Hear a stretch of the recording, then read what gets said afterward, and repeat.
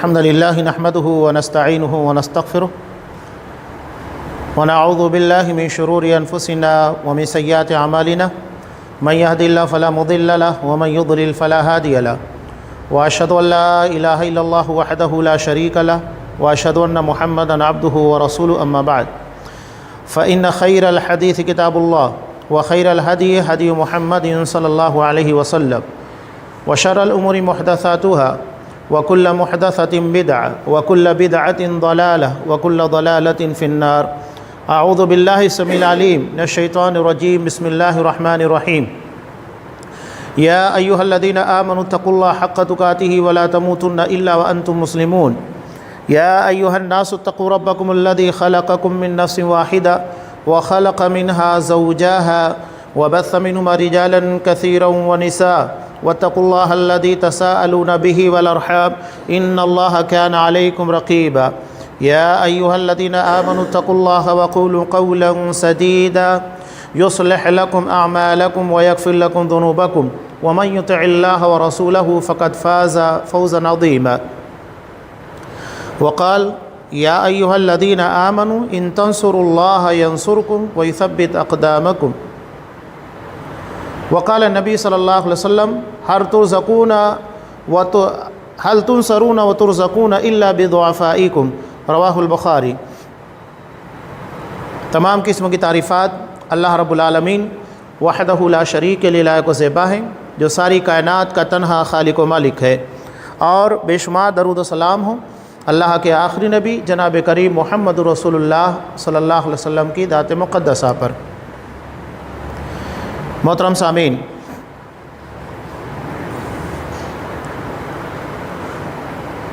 آپ صلی اللہ علیہ وسلم جب تک مکہ میں تھے تو وہاں دین کے مطابق عمل کرنا بڑا مشکل تھا، پابندیاں تھیں، یہاں تک کہ کعبۃ اللہ میں نماز بھی نہیں ادا کر سکتے تھے، چاہے جائے کہ مسجد کو قائم کیا جائے اور وہاں سے باقاعدہ اسلام کی ترویج اور نشر و اشاعت کا کام ہو۔ لیکن مدینہ آنے کے بعد یہ ساری سہولیات اللہ نے مہیا کر دی۔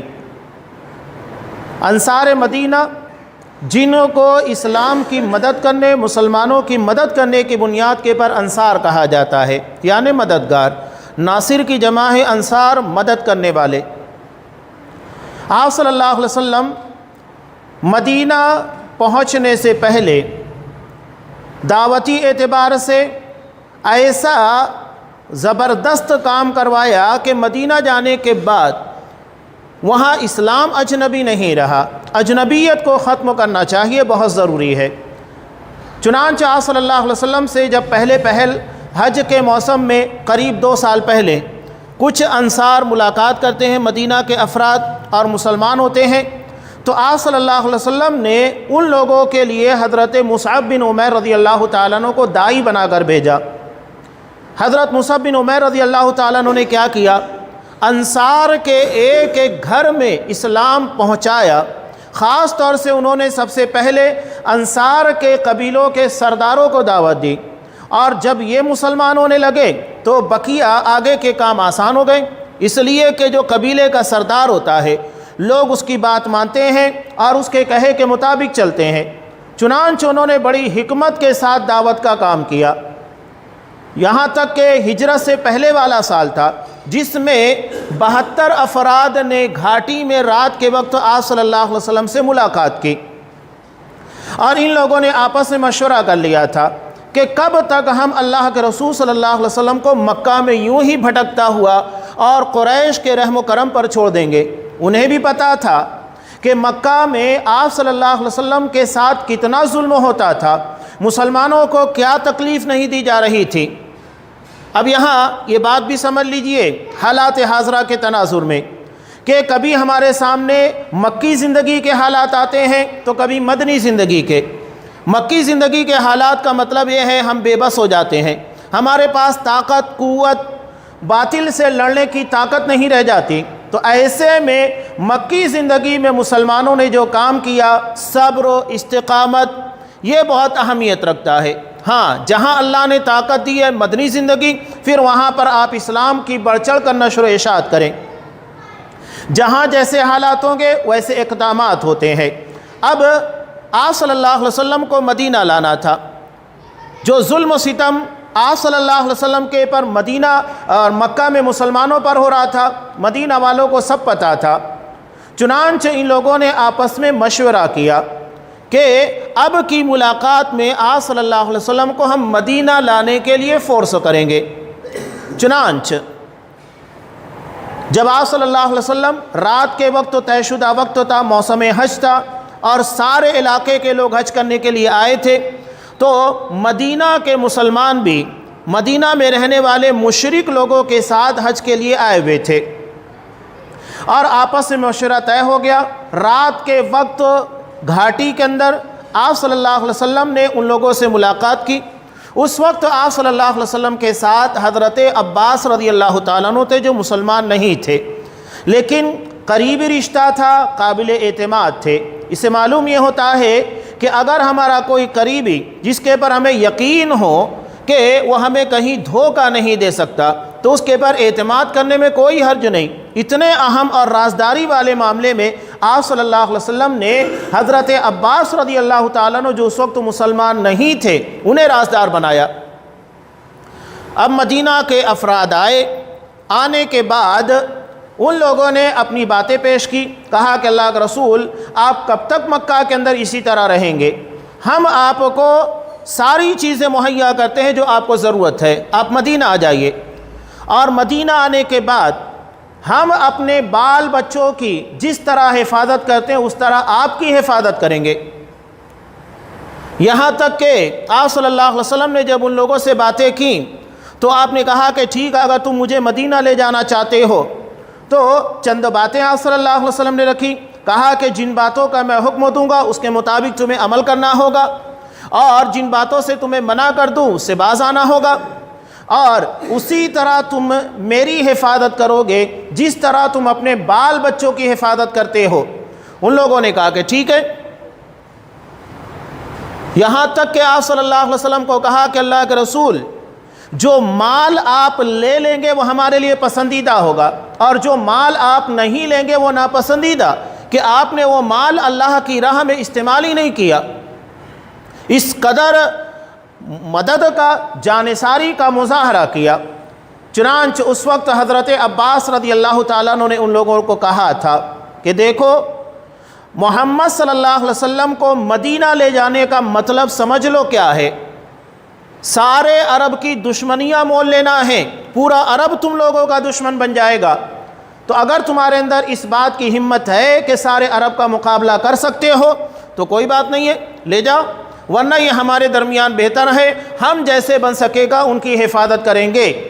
انصار نے کہا کہ نہیں، ہم یہ بات ٹھان کر آئے ہیں کہ ہم محمد صلی اللہ علیہ وسلم کو مدینہ لے کر جائیں گے۔ چنانچہ آپ صلی اللہ علیہ وسلم سے ساری باتیں ہو گئی، معاہدہ ہو گیا۔ معاہدہ ہونے کے بعد اب مسلمانوں کو اجازت مل گئی کہ یہ مدینہ کی طرف ہجرت کریں۔ ہجرت کرنا شروع کیے، اور آپ صلی اللہ علیہ وسلم کا بھی اس معاملے کے اندر عمل دیکھیے۔ پہلے عام اصحاب کرام کو مدینہ بھیج دیا، اس لیے کہ مشرکین مکہ کا اصل نشانہ اور ٹارگیٹ آپ صلی اللہ علیہ وسلم کی ذات گرامی تھی۔ اب عام مسلمان جا رہے ہیں، مشرکین مکہ کو اس کے پر کوئی اتنی فکر مندی کا اظہار نہیں تھا۔ وہ دیکھ رہے ہیں کہ محمد صلی اللہ علیہ وسلم ہمارے درمیان ہے، کوئی مسئلہ نہیں۔ چنانچہ کیا ہوا، بالکل آخر میں جب تمام اصحاب کرام مدینہ چلے گئے، سوائے ان لوگوں کے جو مکہ میں مجبور تھے، معذور تھے، جنہیں زبردستی روک لیا گیا تھا، جانے نہیں دیا جا رہا تھا۔ یہاں ہجرت کے ایسے انمٹ نقوش ملتے ہیں، حیران رہ جاتے ہیں۔ عقبہ بن ابی معیط جو انتہائی بدترین دشمن تھا محمد رسول اللہ صلی اللہ علیہ وسلم کا، اللہ نے اسی کے گھر میں اسی کی بیٹی کو مسلمان بنا دیا، اسلام کی توفیق دی۔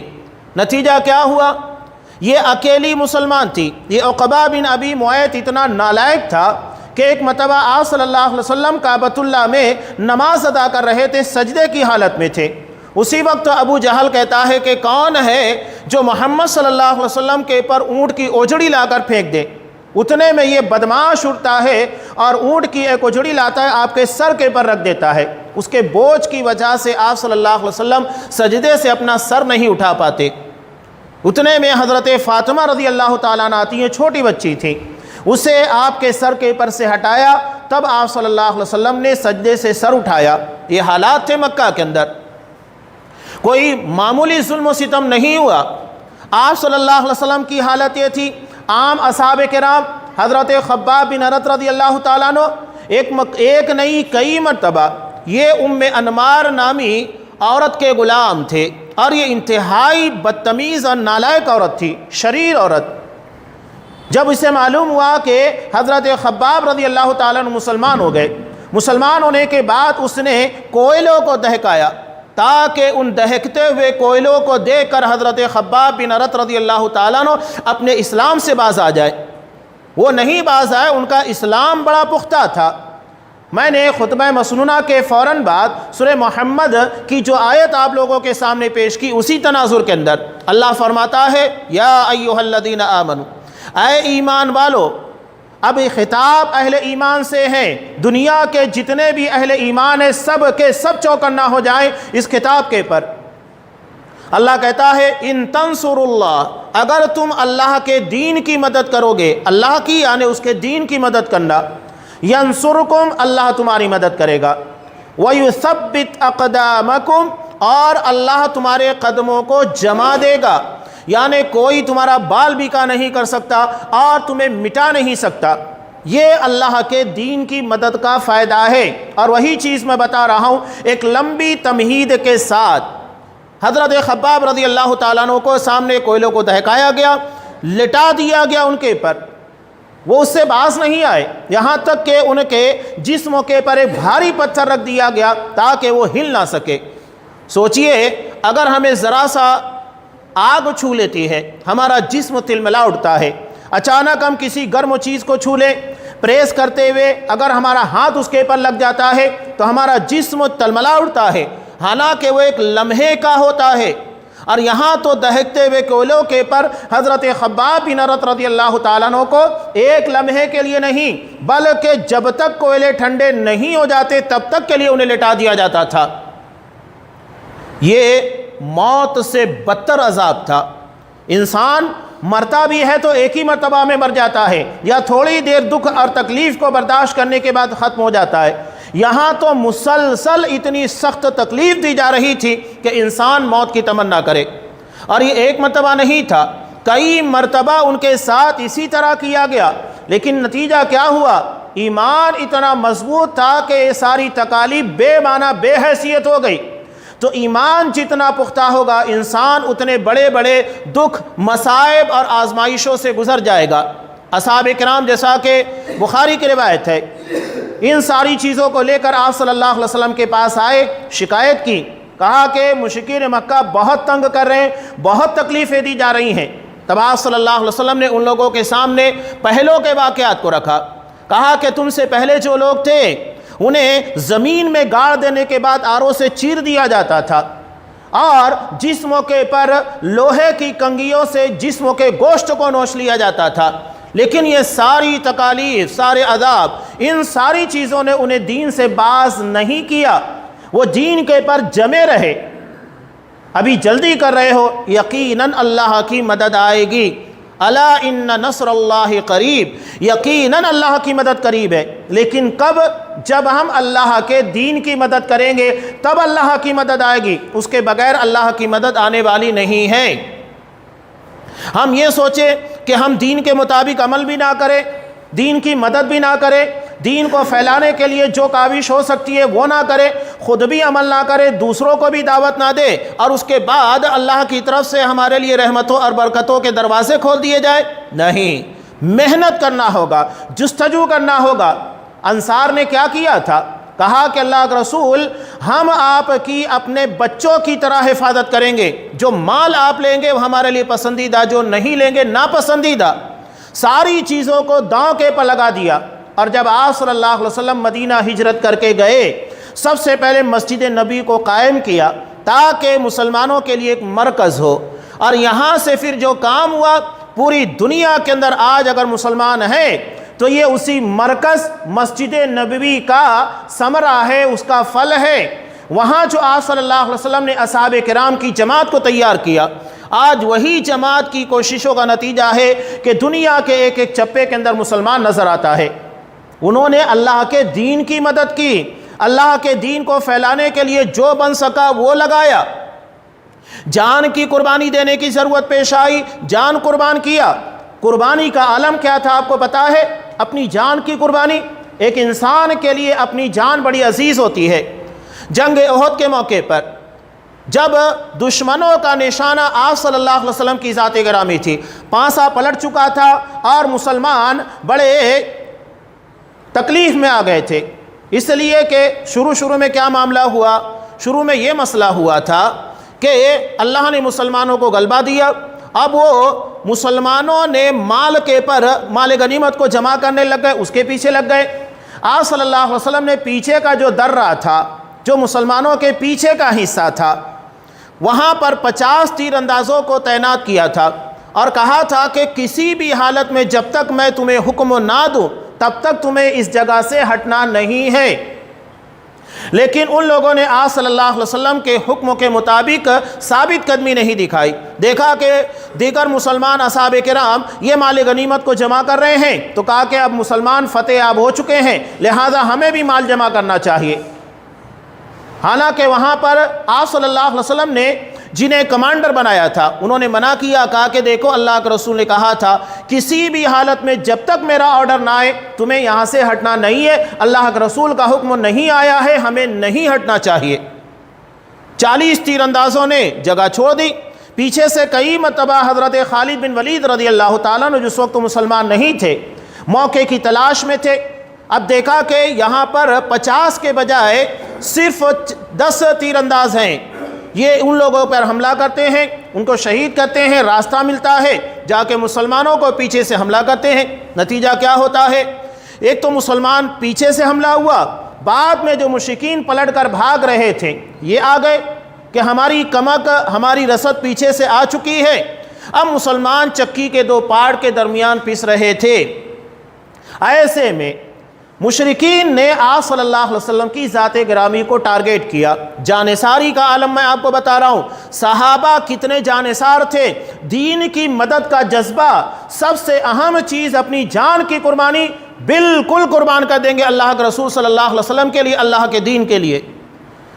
حملہ انتہائی سخت تھا، یہاں تک کہ جب مشرکین نے حملہ آپ صلی اللہ علیہ وسلم کو ٹارگیٹ کر کے شدید انداز میں کیا، پہلے ایک انصاری صحابی آ کر کھڑے ہوئے، اپنا سینہ آگے کر دیا اللہ کے رسول صلی اللہ علیہ وسلم کے سامنے، تیر آتا اپنے سینے کے پر، ہاتھوں کے پر روکتے جاتے، پیٹھ نہیں کیا، سینوں کے پر، ہاتھ کے پر روکتے جاتے، اور نہیں جب ہو سکا جان قربان کر دی، شہادت کا نذرانہ حاصل کر لیا۔ ایک شہید ہوئے، دوسرے صحابی آئے، وہ شہید ہوئے، تیسرے، یہاں تک کہ یکے بعد دیگرے 14 اصحاب کرام نے آپ صلی اللہ علیہ وسلم کی جان کی حفاظت میں اپنی جان کو قربان کیا تھا۔ یہ ہے جان کی قربانیاں۔ جنگ احد کے اندر دیکھیے، میدان بدر میں دیکھیے، جنگ حنین دیکھیے، کتنی جنگیں ہیں، سینکڑوں کی تعداد میں اصحاب کرام نے قربانیاں پیش کی اللہ کے دین کی حفاظت کے لیے۔ یہ جان کا معاملہ ہے۔ مال اس کے بعد آتا ہے۔ انسان کے لیے مال بڑا پیارا ہوتا ہے۔ ہم مال کے بارے میں بڑے تنگ دل واقع ہوئے، اللہ کے دین کے لیے مال نکالنا ہمارے لیے بڑا مسئلہ بن چکا ہے۔ حالانکہ آپ کو حیرت ہوگی کہ آج بھی مال کی اہمیت سمجھیے۔ جنگ بدر کے موقع کے پر جو قافلہ بچ نکلا تھا، جو 50,000 دینار کے پر تھا، آج کے اعتبار سے کروڑوں کی مالیت تھی، تو اس مال کو مشرکین مکہ نے جنگ احد میں مسلمانوں کے خلاف استعمال کیا۔ بتائیے، اتنی بڑی تعداد میں اور اتنی بڑی رقم کو مشرکین مکہ نے اسلام کو مٹانے کے لیے لگایا، اور اس کا نتیجہ جنگ احد کے موقع پر ملا کہ جنگ بدر میں مشرکین کی تعداد 900 سے 1000 کے درمیان تھی، جنگ احد کے موقع پر مشرکین کی تعداد 3000 ہو گئی۔ اتنی بڑی رقم وہ کس کے لیے خرچ کر رہے ہیں؟ دین کو مٹانے کے لیے، مسلمانوں کو ختم کرنے کے لیے۔ آج بھی آپ دیکھیے کہ مشرکین مسلمانوں کو مٹانے کے لیے کتنا مال خرچ کرتے ہیں۔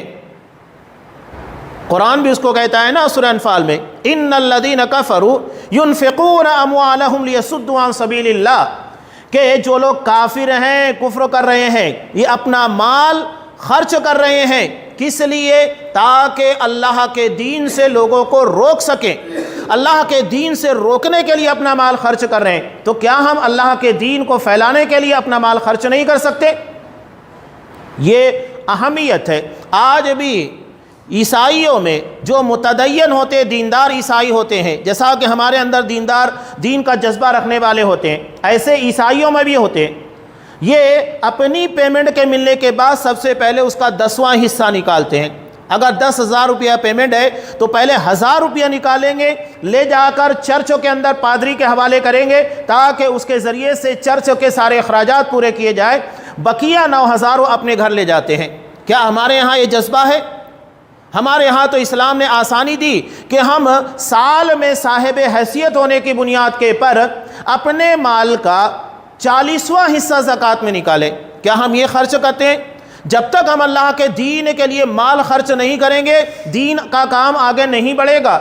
ہر چیز کی ضرورت پیش آتی ہے، کہیں آپ کو وقت دینا ہوگا، کہیں پر آپ کو مال خرچ کرنا ہوگا، کہیں پر آپ کو اپنا علم لگانا ہوگا، ہر چیز کی ضرورت پڑتی ہے دین کی ترویج اور نشر و اشاعت کے اندر۔ جو صلاحیت آپ نے دی ہے، اللہ نے آپ کو دی ہے، آپ اس کو لگائیے۔ اللہ نے آپ کو علم دیا ہے، دین کی سمجھ ہے، دین کو سمجھانے کا ملکہ ہے، تو آپ اسے لوگوں تک پہنچانے کی کوشش کیجئے۔ اللہ نے آپ کو مال دیا ہے، مال کے ذریعے دین کی تبلیغ کیجئے گا۔ اللہ نے آپ کو وقت دیا ہے، دین کے لیے وقت لگائیے گا۔ تو یہ معاملہ جنگ تبوک کا موقع، اصحاب کرام نے کتنی قربانیاں دی۔ آپ صلی اللہ علیہ وسلم نے اعلان کیا، جنگ تبوک بہت بڑا معاملہ تھا، وقت کی سپر پاور رومیوں سے لڑنا تھا۔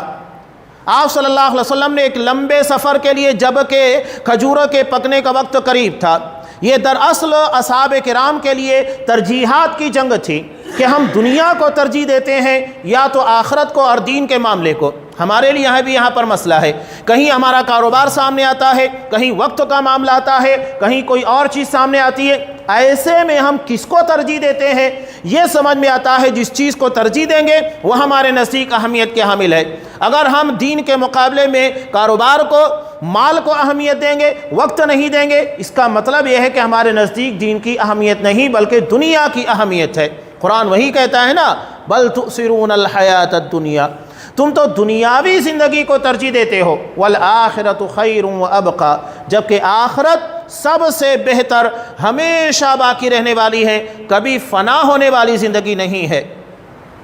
آپ صلی اللہ علیہ وسلم نے اعلان کیا، کون ہے جو اللہ کی راہ میں 100 اونٹ دے گا، میں اسے جنتی ہونے کی بشارت دیتا ہوں۔ 100 اونٹوں کا بیک وقت مطالبہ کیا، اور اس وقت مدینہ کوئی بہت بڑا شہر نہیں تھا، آبادی ہوگی 15, 20, 30 ہزار کی، اس سے زیادہ نہیں۔ آپ کے دولت آباد کے اعتبار سے یہ اندازہ لگا دیجئے کہ بس اتنا ہی بڑا ہوگا۔ اتنے میں آپ صلی اللہ علیہ وسلم یہ اعلان کر رہے ہیں، مطالبہ کر رہے ہیں 100 اونٹوں کا۔ ایک اونٹ کی قیمت کم سے کم آپ 50,000 روپے لگائیے، اس کے بعد اندازہ کیجئے 100 اونٹوں کی قیمت کیا ہوتی ہے۔ 100 اونٹ بیک وقت آپ صلی اللہ علیہ وسلم نے مانگے۔ حضرت عثمان غنی رضی اللہ تعالیٰ عنہ کھڑے ہوئے، کہا کہ اللہ کے رسول 100 اونٹ میں دیتا ہوں، جنتی ہونے کی بشارت مجھے دیجیے۔ کتنا بڑا مال کا حصہ انہوں نے اللہ کے دین کے لیے، جنت کو حاصل کرنے کے لیے لگایا۔ اللہ وہی کہہ رہا ہے نا، ان تنصروا اللہ ینصرکم، کہ اگر تم اللہ کی یعنی اس کے دین کی مدد کرو گے، اللہ تمہاری مدد کرے گا۔ ہم کتنا اللہ کے دین کے لیے مال خرچ کر رہے ہیں، وقت لگا رہے ہیں، لوگوں کو اسلام سے جوڑنے کی کوشش کر رہے ہیں، نماز کا پابند بنانا اور مسجدوں سے جڑے رہنا، دین کی پابندی اور شریعت کی باتوں کو بتا کر تاکہ وہ اپنی تجارت، اپنے معاملات میں شریعت کے احکام کو فالو کریں، کتنا کر رہے ہیں؟ یہ سوالات ہیں، یہ محاسبے کا وقت ہے، جائزہ لینا ہے کہ کتنا ہم اللہ کے دین کی مدد کر رہے ہیں۔ اور یہ 100 اونٹ نہیں، 7 مرتبہ آپ صلی اللہ علیہ وسلم نے کہا، 7 مرتبہ حضرت عثمان غنی کھڑے ہوئے، بیک وقت 700 اونٹ، کروڑوں کی ملکیت انہوں نے اللہ کے دین کے لیے دی۔ اس کے بعد 100 گھوڑے مانگے، 100 گھوڑے بھی دے دیے۔ یہاں تک کہ جب آپ صلی اللہ علیہ وسلم رات کے وقت مسجد نبی میں بیٹھے تھے، اپنے جبے کی آستین میں 1000 دینار سونے کی اشرفیاں لا کر نبی کی خدمت میں پیش کر دیا۔ اللہ کے رسول نے کہا کہ قط یا عثمان، عثمان بس کرو، کتنا اللہ کی راہ میں دو گے؟ اشہد لک بالجنہ، میں تمہیں جنتی ہونے کی بشارت دیتا ہوں۔ جس کو جو بن پڑا وہ لا کر دیا۔ حضرت عمر فاروق رضی اللہ تعالیٰ عنہ دین کو سمجھنے کے لیے، دین کا علم حاصل کرنے کے لیے، چونکہ یہ نواحی مدینہ میں رہتے تھے جو کہ مسجد نبی سے دور کا علاقہ تھا، تو انہوں نے اپنے پڑوسی سے باقاعدہ معاہدہ کیا تھا۔ معاہدہ کیا تھا کہ ایک دن تم اللہ کے رسول صلی اللہ علیہ وسلم کے ساتھ رہو گے تاکہ دن بھر جو باتیں آپ صلی اللہ علیہ وسلم کہیں گے اسے سنو گے اور رات کے وقت آ کر مجھ سے شیئر کرو گے۔ دوسرے دن میں جاؤں گا اور ساری باتیں سنوں گا، رات کے وقت تمہیں بتا دوں گا۔ یعنی اس طریقے سے ایک دن میں کام کروں گا اور تم دین کی باتیں اور دین کا علم حاصل کرو گے، مجھے بتاؤ گے، دونوں کا کام چلے گا، دنیا کا کام بھی چلے گا اور دین کا بھی۔ اندازہ لگائیے، اس طریقے سے مہینے میں 15 دن وہ دین کا علم حاصل کرنے کے لیے لگا رہے ہیں اور 15 دن وہ اپنے کاروبار، اپنی معیشت میں لگا رہے ہیں۔ کتنا وقت دیتے تھے؟ کیا ہم اتنا وقت دیتے ہیں؟ آج ہمیں افسوس ہوتا ہے، خطبات جمعہ کے لیے آدھا گھنٹہ پون گھنٹہ ہم نہیں دیتے ہیں۔ دن بھر میں 5 وقتوں کی نمازوں کے لیے 15-15 منٹ کا وقت نکالے تو صحیح سے ہم 1-1.5 گھنٹہ اللہ کے دین کے لیے نہیں دیتے ہیں، عبادت کے لیے، جبکہ اللہ نے ہم کو عبادت کے لیے ہی پیدا کیا۔ وَمَا خَلَقْتُ الْجِنَّ وَالْإِنسَ إِلَّا لِيَعْبُدُونَ، کہ میں نے جن و انس کو محض اپنی عبادت کے لیے پیدا کیا ہے۔ باقی سارے کام ثانوی حیثیت رکھتے ہیں۔ دنیا کمانا، کاروبار کرنا، اسلام اس سے منع نہیں کرتا ہے، لیکن ترجیحات اللہ کے دین کے مطابق عمل کرنا، اس سے جڑے رہنا ہے۔ حضرت عمر فاروق رضی اللہ تعالیٰ عنہ نے کہا تھا، نحن قوم اعزنا اللہ بالاسلام، ہم وہ قوم ہے اللہ نے جسے اسلام کی بنیاد کے پر عزت دی۔ اگر ہم اسلام کے علاوہ کہیں اور عزت تلاش کرنے جائیں گے، اللہ ہمیں ذلیل کر دے گا۔ اگر ہم اسلام کے خلاف یا اسلامی اصولوں کے مطابق نہیں چلیں گے تو اللہ ہمیں عزت نہیں دے گا۔ اور اسلام کے مطابق چلنے کے لیے اسلام کا علم حاصل کرنا، اس کی تعلیمات سے روشناس ہونا، اس کے لیے وقت دینا ضروری ہے۔ تب ہماری زندگی کے اندر وہ بدلاؤ آئے گا جو اللہ تبارک و تعالیٰ اس آیت کے اندر مطالبہ کر رہا ہے، ان تنصروا اللہ ینصرکم، کہ اگر تم اللہ کے دین کی مدد کرو گے اللہ تمہاری مدد کرے گا۔ اور ہم اللہ کی مدد کے کتنے محتاج اور کتنے ضرورت مند ہیں یہ ہر کسی کو سمجھتا ہے۔ حالات ہمارے خلاف تنگ کیے جا رہے ہیں۔ ایسا نہیں کہ صرف فلسطین کے اندر مسلمانوں کے پر ظلم ہو رہا ہے، ہمارے درمیان بھی اگر آپ دیکھیے کہ حالات مشکل بنائے جا رہے ہیں۔ کتنے مسلمانوں کو کتنی آسانی کے ساتھ موم لنچنگ کا نشانہ بنا کر مار دیا گیا، کیا کر لیا ہم لوگوں نے؟ ایسے ایسے قوانین لائے جا رہے ہیں جس سے ہمیں اپنے دین کے مطابق عمل کرنا دشوار ہوتا جا رہا ہے۔ تجارت میں ایسے اصول اور ضابطوں کو لایا جا رہا ہے کہ تجارت کرنا مشکل ہو جائے۔ یہاں تک کہ ہمارے تہواروں کے موقعوں کے پر ایسے قوانین بنا دیے جاتے ہیں کہ ہمیں عید الاضحیٰ کے موقع پر پریشانیاں پیش آتی ہیں۔ حالات تنگ کیے جا رہے ہیں۔ ہمارے اپنے پرسنل لا کے اندر انٹرفیئر کر کے اس میں عمل دخل کرنے کی کوشش کی جا رہی ہے۔ حالات دھیرے دھیرے تنگ کیے جا رہے ہیں، تو ہمیں اپنا بھی محاسبہ کرنا ہے کہ کہیں اس طرح کے حالات ہمارے پر نہ آ جائے۔ ایسے وقتوں میں محاسبے کا وقت ہے، ہمیں اپنا بھی جائزہ لینا ہے۔ جہاں فلسطین کے مسلمانوں کے لیے ہمارے دل کے اندر درد ہے، اور یقیناً ایک مسلمان ہونے کی حیثیت سے وہ درد ہمیں محسوس ہونا چاہیے کہ اگر ایک باپ کا بیٹا چلا گیا ہے تو وہ کتنی تکلیف کے اندر ہے، وہ تکلیف ہمیں محسوس ہونا چاہیے۔ اور اگر کسی بیٹے کا باپ چلا گیا ہے، اسے تو درد ہو رہا ہے، وہ درد ہمارے سینوں کے اندر ہونا چاہیے۔ اپنوں کے کھونے کا غم، ساری چیزوں کے تباہ ہونے کا درد، یہ سب ہمیں محسوس ہونا چاہیے مسلمان ہونے کے ناطے، اس لیے کہ مسلمان اور مومن ایک عمارت کی طرح ہے۔ جسم کے کسی بھی ایک حصے کے اندر اگر تکلیف ہوتی ہے تو پورا جسم اس تکلیف کو محسوس کرتا ہے۔ ہمیں بھی اس درد کو محسوس کرنا چاہیے، ایمان کا تقاضا ہے۔ ان کے لیے دعائیں کرتے رہنا چاہیے۔ ہم نہیں کچھ کر سکتے ہیں، اللہ نے ہمارے لیے دعا کا راستہ رکھا ہے۔ دعا ان لوگوں کے لیے خصوصی طور کے پر کیجئے، اس لیے کہ دعا سارے حالات کو بدل سکتے ہیں۔ اللہ تبارک و تعالیٰ ہی ساری چیزوں کے پر قدرت رکھنے والا، قابو رکھنے والا، احاطہ کیے ہوئے ہے۔ وہ صاف کہتا ہے کہ ان تصبروا وتتقوا، اگر ہم صبر اور تقوی اختیار کریں گے، لا یضرکم کیدہم شیئا، دشمنوں کی سازش تمہارا بال بھی کا نہیں کر سکتی، کچھ نقصان نہیں پہنچا سکتی، یہ اللہ کا وعدہ ہے۔ لیکن ہمیں صبر کرنا ہوگا، یعنی دین کے پر جمے رہنا ہوگا۔ تقوی یعنی اللہ کے حکموں کے خلاف کوئی کام نہیں کرنا ہوگا، اس سے ہمیں اپنے آپ کو بچانا ہوگا۔ تو یہ محاسبے کا وقت ہے، ہر کسی کے لیے جائزہ لینا، ہر کسی کے پر ہمیں نظر رکھنا ہے، جائزہ لینا ہے اور اپنے حالات کی اصلاح کی کوشش کرنا ہے۔ اللہ تبارک و تعالیٰ سے دعا ہے کہ پروردگار مسلمان جہاں کہیں بھی ہے، جن حالات میں ہیں، پریشانی کے، دکھ میں، تکلیف میں، پروردگار تو ان کے حالات کو بہتر کر دے، اس لیے کہ سارے اختیارات تیرے ہاتھ میں ہیں۔ ہم ان کے لیے دعا کرتے ہیں، وہ درد ہم محسوس کر رہے ہیں جو مظلوم فلسطینی مسلمان یا دنیا میں کہیں بھی کوئی مسلمانوں کے پر ظلم و ستم ہو رہا ہے، وہ درد ہمیں محسوس ہوتا ہے علم ہونے کے بعد۔ پروردگار ہم کچھ نہیں کر سکتے، لیکن تو قادر ہے، ہر چیز پر قدرت رکھنے والا۔ پروردگار ان کے حالات کو بہتر بنا، ان کے جان مال عزت و ناموس کی حفاظت فرما۔ پروردگار ہمیں ان حالات کے تناظر میں اپنا جائزہ لینے کی توفیق دے، جو خرابیاں، جو گمراہیاں ہمارے اندر ہیں، پروردگار ان تمام گمراہیوں اور خرابیوں سے ہمیں محفوظ کر دے، ہمیں تیرے دین کے مطابق عمل کی توفیق دے، تیرے دین کی مدد کی توفیق عنایت فرما، تاکہ تیری مدد ہمیں مل سکے اور ہمیں ثابت قدمی عنایت فرما، جب تک ہمیں دنیا میں رکھ اسلام کے پر اور ہمارا خاتمہ ایمان کے پر فرما۔ آمین۔ بارک اللہ لنا ولکم فی القرآن العظیم ونفعنی وإیاکم بالآیات والذکر الحکیم، انہ تعالی جواد کریم ملک رؤوف رحیم۔